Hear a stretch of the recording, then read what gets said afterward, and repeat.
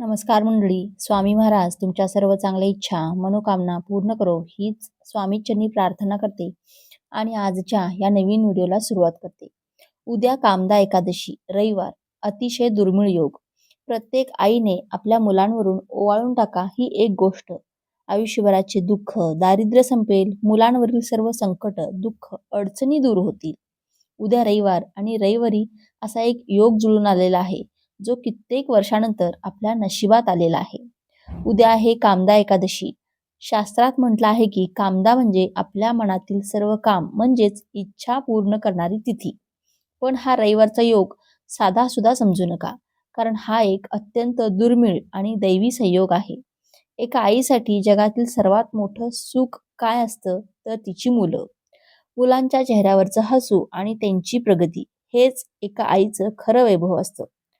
तुमच्या मुलाच्या प्रगतीला वारंवार अडथळे येत असतील, मुलं तुमची खूप हुशार असूनही परीक्षेच्या वेळी त्यांना आठवत नसेल, किंवा तुमच्या मुलाला वारंवार आजारपण नजर लागत असेल किंवा नकारात्मकतेचा सामना करावा लागत असेल. कधी कधी आपल्याला वाटतं की आपण मुलांसाठी खूप कष्ट करतो, पण तरीही घरात गरिबी, कटकटी आणि दुःखाचं सावट पाठ सोडत नाही. जर असं असेल तर हा व्हिडिओ तुमच्या समोर येणं म्हणजे ईश्वरी संकेत आहे. उद्याच्या या पवित्र दिवशी प्रत्येक आईने आपल्या मुलांवरून एक विशिष्ट गोष्ट ओवाळून टाकायची आहे. ही अशी गोष्ट आहे जी तुमच्या मुलांच्या आयुष्यातील नशिबाचे बंद दरवाजे उघडू शकते. आयुष्यभराचं दुःख, दारिद्र्य आणि मुलांच्या प्रगतीमधील बाधा एका झटक्यात समाप्त करण्याची शक्ती या उपायात आहे. आता तुमच्या मनात प्रश्न आला असेल की ही गोष्ट नेमकी काय आहे, ती ओवाळण्याची योग्य पद्धत काय, आणि सर्वात महत्त्वाचं म्हणजे यामागचं असं काय गुपित दडलं आहे ज्यामुळे नशीब पालटू शकतं. सर्वात महत्त्वाची गोष्ट लक्षात ठेवा, अर्धवट ज्ञान हे विषासारखे असते. जर तुम्ही उपाय अर्धवट केला तर त्याचा फायदा मिळणार नाही. म्हणूनच आपल्या मुलांच्या उज्ज्वल भविष्यासाठी हा व्हिडिओ शेवटपर्यंत नक्की पहा. आणि चॅनेलवरती नवीन असाल तर सबस्क्राईब करा आणि व्हिडिओला एक लाईक करून कमेंटमध्ये ओम नमो भगवते वासुदेवाय असे नक्की लिहा. तसेच बाजूच्या बेल आयकॉनलाही प्रेस करा, म्हणजे जेव्हा कधी मी व्हिडिओ अपलोड करेन तेव्हा त्याचे नोटिफिकेशन सर्वात आधी तुमच्यापर्यंत पोहोचेल आणि तुम्ही एक पण व्हिडिओ मिस करणार नाही. कामदा एकादशी म्हणजे चैत्र महिन्यातील शुक्ल पक्षातील एकादशी. या दिवशी भगवान विष्णूंची पूजा केली जाते. उद्या रविवार असल्याने हा दिवस आदित्य विष्णू योग तयार होत आहे. असे मानले जाते की या दिवशी केलेले दान आणि उपाय हे 7 जन्माचे दारिद्र्य दूर करतात. अनेकदा आपल्याला वाटते की आपण खूप कष्ट करतो पण यश मिळत नाही. मुलांच्या बाबतीत तर डोळ्यात तेल घालून आपण लक्ष देतो, तरीही त्यांची चिडचिड होणे, अभ्यासात मन न लागणे किंवा नशिबाची साथ न मिळणे अशा समस्या उद्भवतात. यालाच आपण ग्रहदोष किंवा दृष्ट लागणे म्हणतो. म्हणूनच उद्याचा हा उपाय सुरक्षा कवच म्हणून काम करणार आहे. उद्या कामदा एकादशीच्या या दुर्मिळ योगावर तुम्हाला तुमच्या मुलांवरून ओवाळून टाकायच्या ही एक वस्तू कोणा बाहेरच्या दुकानातून विकत आणायची गरज नाही. ही शक्ती आपल्या स्वतःच्या स्वयंपाकघरातच दडलेली असते, पण दुर्दैवाने तिचे आध्यात्मिक महत्त्व आपल्याला माहिती नसते. शास्त्रात त्या वस्तूला दोष निवारक मानलं गेलेलं आहे. ती अतिशय प्रभावी वस्तू म्हणजे मूठभर अखंड हिरवे मूग आणि एक छोटासा गुळाचा खडा. मूग आणि गूळ हातात घेऊन काहीही होणार नाही. या उपायाचा पूर्ण प्रभाव तेव्हाच पडतो जेव्हा तो एका विशिष्ट पद्धतीने आणि ठराविक वेळी केला जातो. जर तुम्ही ही पद्धत चुकवली तर हा उपाय केवळ एक कृती ठरेल, त्याला दैवी शक्ती मिळणार नाही.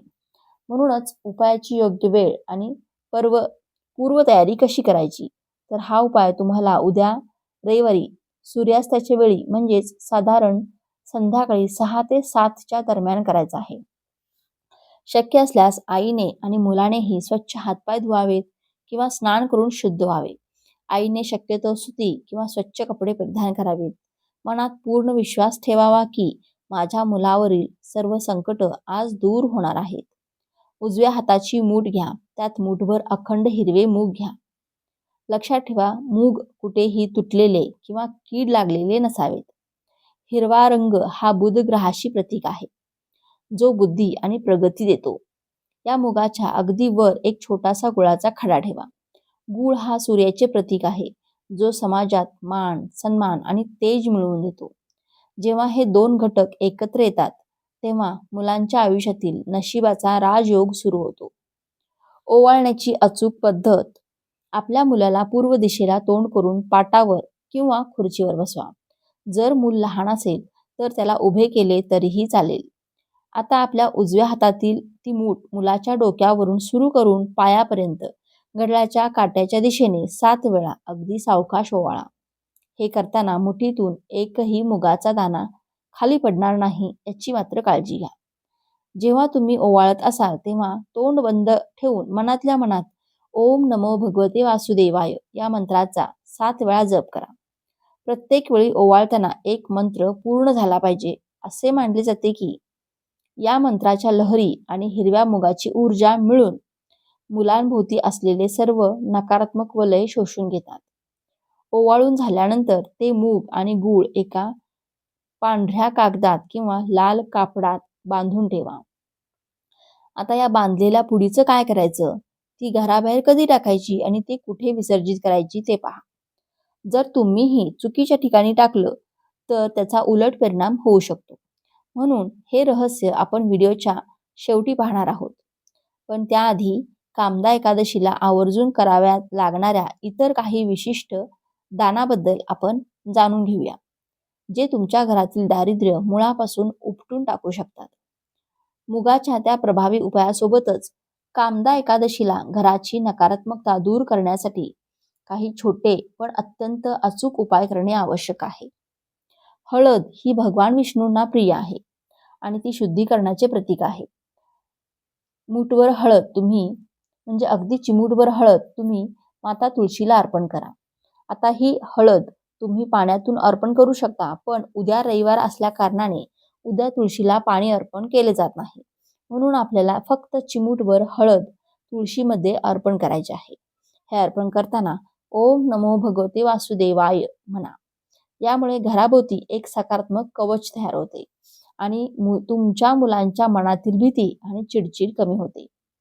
पिंपळाच्या झाडामध्ये साक्षात विष्णूचा वास असतो. जर तुमच्या मुलाच्या शिक्षणात किंवा करिअरमध्ये सतत अडथळे येत असतील तर उद्याच्या दिवशी पिंपळाला थोडे दूध मिश्रित पाणी अर्पण करा. हा उपाय पितृदोष शांत करतो. लक्षात ठेवा, पितरांचा आशीर्वाद असल्याशिवाय मुलांच्या आयुष्यातील प्रगतीचा मार्ग सुकर होत नाही. दानाचे महत्त्व काय?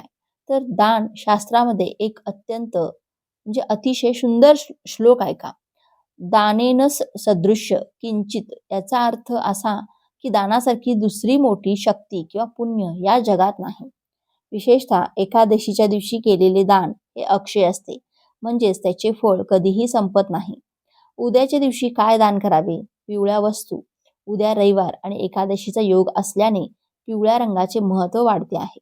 तुम्ही पिवळे कपडे, केळी, हरभऱ्याची डाळ किंवा हळद एखाद्या गरजूला दान करू शकता. अन्नदान सर्वात श्रेष्ठ दान आहे. म्हणजे अन्नदान जर तुम्हाला शक्य असेल तर उद्याच्या दिवशी एखाद्या भुकेल्या व्यक्तीला किंवा ब्राह्मणाला पोटभर जेवू खाऊ घाला. गुप्तदान. तुम्ही एखाद्या मंदिरात गुपचूप धान्य किंवा फळे ठेवून आलात तरी त्याचे फळ तुमच्या 7 पिढ्यांना मिळेल.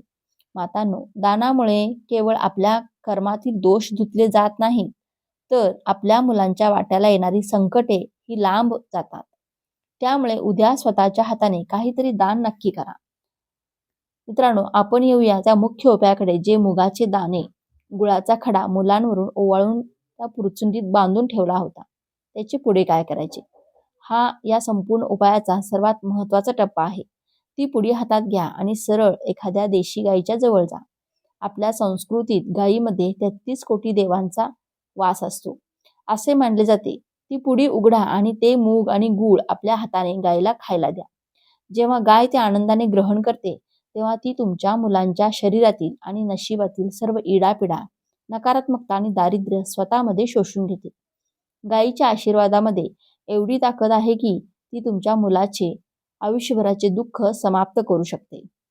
पण जर गाय उपलब्ध नसेल तर काळजी करू नका. अशा वेळी ती पुडी कोणत्याही वाहत्या पाण्यात, नदीत किंवा ओढ्यात विसर्जित करा. पाणी हे वाहत्या नशिबाचे प्रतीक आहे. ते तुमच्या मुलांचे अडकलेले नशीब पुन्हा प्रवाही करेल. आईची श्रद्धा आणि छोटेसे हे शास्त्रोक्त उपाय डोंगराएवढी संकटे दूर करू शकतात. उद्या हा उपाय मनापासून करा आणि तुमचा अनुभवाचा चमत्कार स्वतः पहा.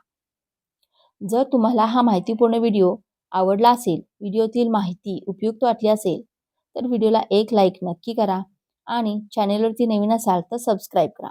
तसेच हा व्हिडिओ जास्तीत जास्त लोकांना शेअर करा. धन्यवाद. श्री स्वामी समर्थ.